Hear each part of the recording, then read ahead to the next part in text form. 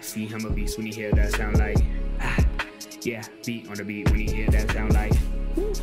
Yeah, bitch and the champ only need one round like ha. Yeah, me, I'm a G right here in the sound. All right, hey everyone, Jake Noecker here, joined by Dana White Contender Series alumni. I can now say that. A successful alumni too. He got the dub, he signed the contract. Billy Goff, what's up, my man? How you doing? Pretty good. How you doing? I'm good, man. And like I said, we talked back in what was that, like August? It's been a long time. Was a fun Contender Series fight. We'll start with that. You pretty much started the fight out, got clipped. I was like, oh no. Came back, knocked his ass out first round. Walk me through that performance a little bit. Certainly not as happy with it as I would. It wasn't the display of technique that I wanted, but it was still a great performance. Put on a good show. Showed that I got a good chin and I got a heart. And I got the contract, so I got what I wanted out of it. And now I'm just gunning for that debut. Yeah, man. And we'll talk about that in a second because you had a debut scheduled, which is now off. But since, getting the contract, signing with the promotion, has anything changed at all? Is it like an extra chip on your shoulder, so to speak, or just business as usual? Just business. I mean, not exactly. I mean, it's definitely a lot more exciting getting to a bigger stage. It makes you a little hungrier. Uh it's like, all right, now I'm on that last road. It's a very long road ahead of me, but I'm on that last road. And I mean, sorry, go ahead. Yeah, it does make you a little hungry. It gives you a little more of a chip. But at the same time, it's still very much so nothing's changing. Just keep doing it the way that you're doing it. Yeah, man. And I mean, I just mentioned your debut was ready to go February 18th. You were going to welcome Temba Garimbo into the octagon. You're both going to make your debuts. He's now taking on AJ Fletcher. You're out of the fight. What happened there, man? I hear you got injured. Yeah, so I ended up having 3 tears in my meniscuses. Uh, I had 2 in my right knee and 1 in my left knee. It happened at a grappling tournament. Fucking dumb. Um, so I trained through it a little bit, did what I could, and I got an MRI and realized that I had all the tears in them. And my coach was like, "Yeah, no, I can't do that," because it was limiting my training quite a bit. Like I couldn't grapple, I could strike, because I'm not bending my legs as much. Uh, I couldn't throw kicks, so it was shitty. But I just got surgery. Yeah, I'll show you. Just got surgery 2 weeks ago today. Well, congrats on that, dude, for real. Boom. Ooh. Oh, man. Both knees, huh? Yeah. Same time. Wait, I'm not coming back twice. what happened in the grappling tournament? You get put in a Boston crab block or something? No, I did a drag. All I did was I hit a slap drag, and when I used to do it, not anymore, but when I hit it, I hit a slap drag, and I leave my knee behind to trip him as they come by, Yeah. and he does the kid wasn't a wrestler, doesn't know how to get dragged, and he comes flying at me and he knees me in the side of the knee, and that's what did it. I didn't feel it when it happened, but when I went to go stand up, it felt like my leg was gonna give out on me, and it just from there it was shitty. Well, sorry to hear, brother, but I mean, you said you just got surgery. How's recovery going? Do you have like a timetable for return? So I'm getting my stitches out tomorrow morning, uh, and I'll see what the doctor says. My left knee feels great. Not There's slight pains, but I think that's just. I mean, I did just have surgery, so Sure. um, and my right one, there's some cysts forming, so I'm gonna try to get those drained, and once those are gone, I'm thinking it's gonna be pretty good. So if not, I would like to practice tomorrow, but I don't know how. I think that's me being hopeful. Crazy, man. If not, I'm definitely going to get back to it this month, and I would like to fight in June. That's the plan. Awesome, man. Do you have like an opponent in mind or whoever the hell they give to you for your debut? Pretty much. I don't give a shit who it is. Just give me somebody. I love it, man. And I hope that goes well. Hope we can see you in there June because your fight was one of my most anticipated Contender Series debuts of the year easily. Does it hurt at all seeing like, all these Contender Series guys, people you shared the card with throughout your whole season, getting these fights and getting these wins and promotion, and then meanwhile, you're on the sideline with the knees. Yeah, it's infuriating. I wanted to get back in as quickly as I could. I wanted to make a quick turnaround and get cracking, make my name known. But I can't. It sucks. And I had a lot of momentum going, and it's not that I don't have it going anymore, but if I fight in June, that'll be 10 months that I had off, and it sucks. Hopefully I can still get 3 in next year, or this year, but it's just I hate it. I not being able to train. It's been shitty on like the mental side of things. Getting fat's not fun. I've been doing what I can. Like I've been lifting a lot of upper body, but I can't do any legs. So Sure. just my legs are getting pudgy. Well, hey man, even though 10 months is a long time off and that's a hard pill to swallow, you're very young and you haven't even made your debut yet. So at least, look on the bright side a little bit. You got a lot of career left to you, and you're going to have 2 brand new knees coming at you Yeah, too. they're bulletproof now. You got the Conor McGregor titanium knees, bro. Yeah. So I'm still excited. I'm like, even when all this was going down and I was having to pull out and having to get surgery, and even now, like when I think about it, I'm very excited for my debut. I'm still excited for what's to come. I haven't been slowed down at all by this mentally or emotionally. so when did you fight Contender Series? Were you in August or were you September? Yep, August. I think August. it was second. So August to February 18th. That's a pretty long gap anyways. Why did it take that long for you to get a debut signed? They just so first from the Contender Series fight, I got a 90-day. I don't know if it was 90 days, but I got a suspension. Right. So I had to wait for that. I tried to get on a fight for there was a they have less fights as you get closer to the end of the year. I tried to get on one for November 12th. It was at Madison Square Garden. And I kept telling my manager like, "Hey, get me somebody," and they're just taking their time. And then it's like, all right, this is the soonest we got. This is who we got for you. I was like, all right, I'll take it, whatever. And then fucking got hurt. Funny Yeah, because man. I got hurt on the same day. I got hurt on November 12th. So instead of Wow. getting hurt, I would rather have gotten hurt in a fight than in a fucking grappling match. I was at that MSG card, man. That was a good card too. Yeah. But hey, man, you'll get on that pay-per-view soon. Don't worry about it. So when you're back, when you're healthy, I know your ultimate goal is to become champion. We've talked about that before, and you're so young. You have such a long career ahead of you. That's easily achievable. Maybe not easily achievable, but you know what I'm trying to say. What is kind of your ideal climb to the top when you do get back? Like if everything goes your way, what's your stepping stones to get to that championship? For me, I'm just I leave a lot of that up to like the direction of my path. I leave a lot of that up to my coach.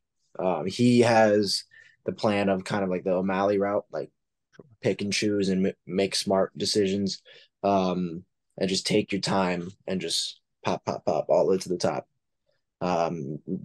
Make yourself worth more. Get a few good, like get some highlight reels going. Um, and just really put yourself out there. And then when it's time to shoot to the top and go for the belt, then it's time. Um, and I'll let him decide all of that. And I mean, dude, O'Malley started out his career a little injured too, and now he's one fight away from the belt. So it just goes to show that's it's very possible to come back and kick ass like that. Absolutely. And are you still training at Dexter MMA in Connecticut?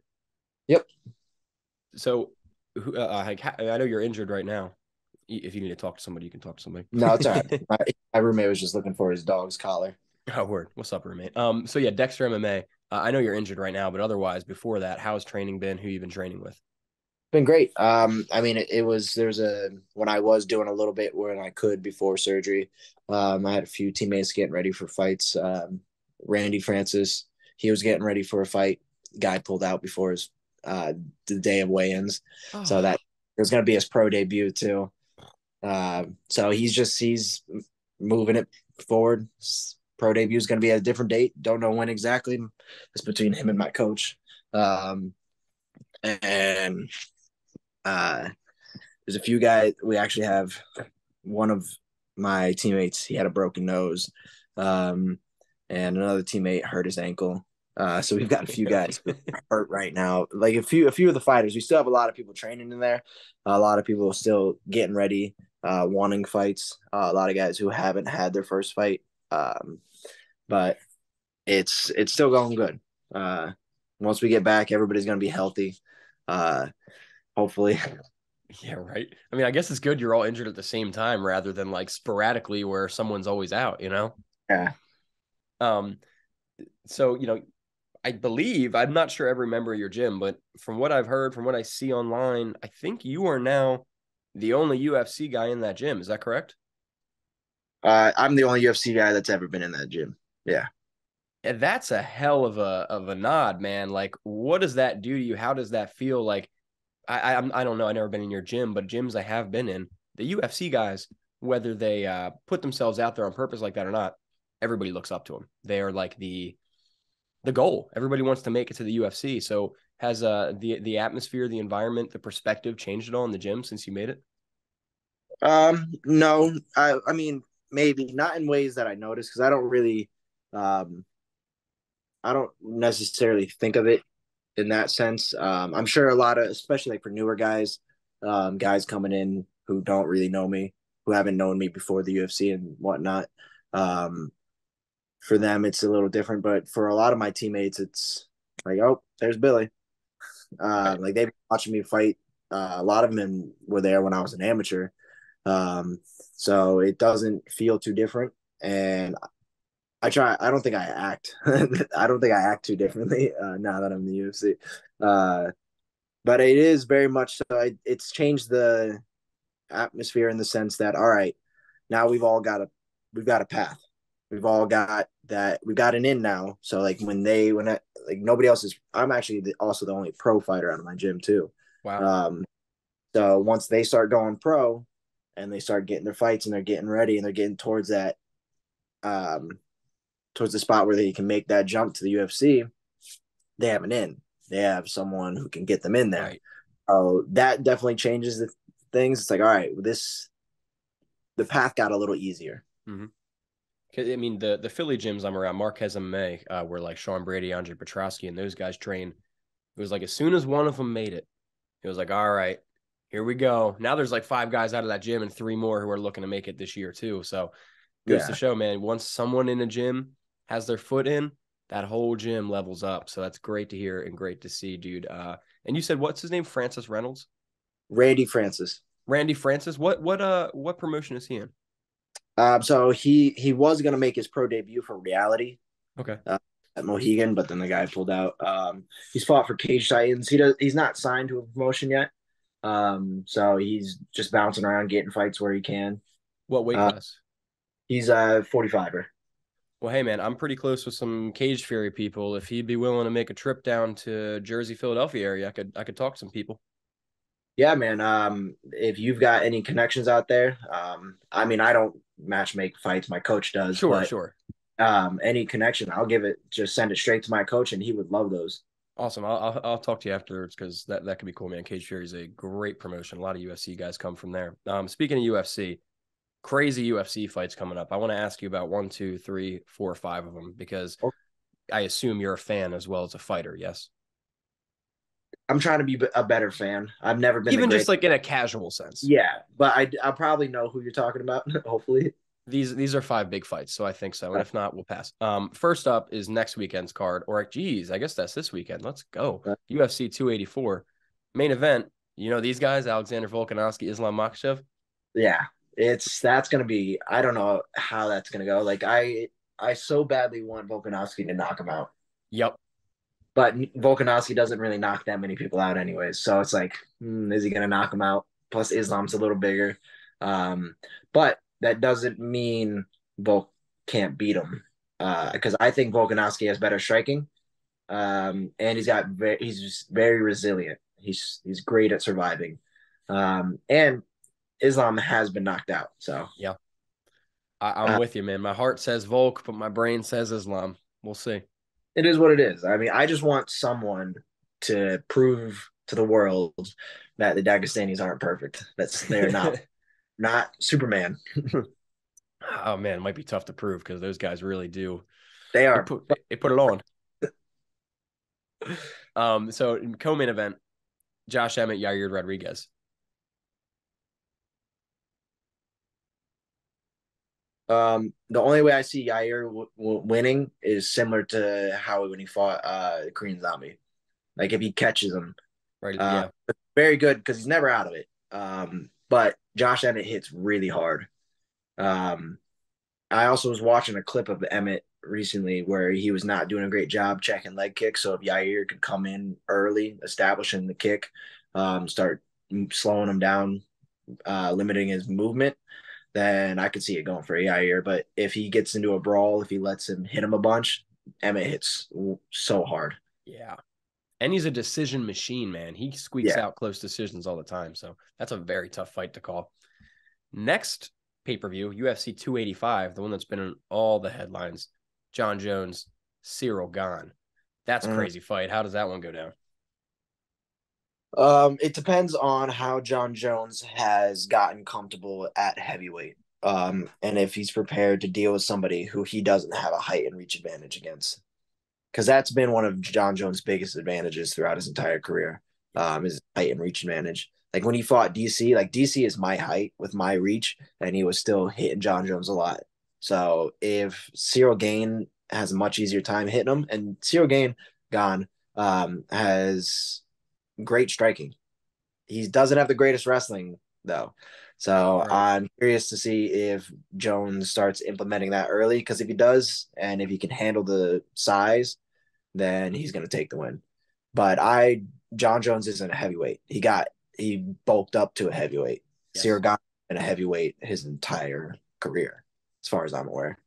Yeah, John Jones is the GOAT, but that's a tough fight, man. Moving up to heavyweight against Cyril Gane, no walk in the park at all. And then next fight I wanted to ask you about happened on November 12th of that MSG card, the one you were supposed to fight on or wanting to fight on. Izzy versus Alex Pereira, take two. You think Izzy gets the belt back? Oh, they're fighting on is that 285? That's 286. That's the pay-per-view afterwards. Okay. Ooh. Or 287. 287. Sorry. 287. When is that? April 8th. That's my birthday down in Miami. Nice. Happy birthday. It's a good card, yeah. Uh Izzy's the better fighter for sure. I wish Izzy would implement some wrestling just to throw Pierre off a little bit. But he's got to be safe. He's got to be smart and not get caught. That's the only thing that Pierre and it's the only way you're going to beat him is because he hits really hard and he's always in it. He's always dangerous. So you got to be smart the entire time. It's just like Usman. Usman was winning the entire fight and got caught at the end. It's just you always have to protect yourself. If you slip with your hand up. Same thing when I got caught with a kick. I think when I slipped, my hand was over here and I got hit in the head with the kick. Yep. I mean, you got to always protect yourself. So if Izzy could always protect himself the entire time, he's going to take the win easily. I forgot when you got clipped was a head kick too. That was such a badass fight, man. It was throwing. It was a dumb mistake too, but and he had after the fight he shared that clip of me throwing the head kick, and do you know like Leon threw that too, like a fake, and got clip. He did the same. He took that clip and shared it, saying that he practices that all the time, and that's what he did during the fight, which was bullshit because I was throwing a kick. I was just throwing a kick while you threw a kick, and I shouldn't have been because we were open, like we were righty on lefty, and I threw a lead kick and I leaned into it, and I didn't have my hand up. I forgot where I was going with it, but that was just bullshit, man. Hey, man, it doesn't matter. You got the dub anyways. I don't know if you saw his last fight either, Smitrowski. He was winning the fight like pretty handily and then got caught with the most brutal illegal knee, knocked out cold, and won the fight off of a DQ. But it was rough. He fought again?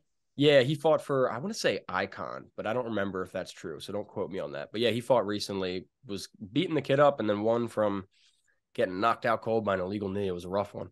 That's rough. Yeah, it was brutal. No, but whatever. You got the dub, and so did you. So I guess that's all that matters sometimes. Last UFC fight I wanted to ask you about. We just kind of talked about it, but your weight class, you'll be fighting for the welterweight belt someday. Kamaru Usman and Leon Edwards take two. Who's winning that one? I hope Edwards, just because I like him and I like his style. The Like if he could fight like he fought in the first round, he'll win the fight. He was doing a great job defending takedowns with his striking and even his own takedowns.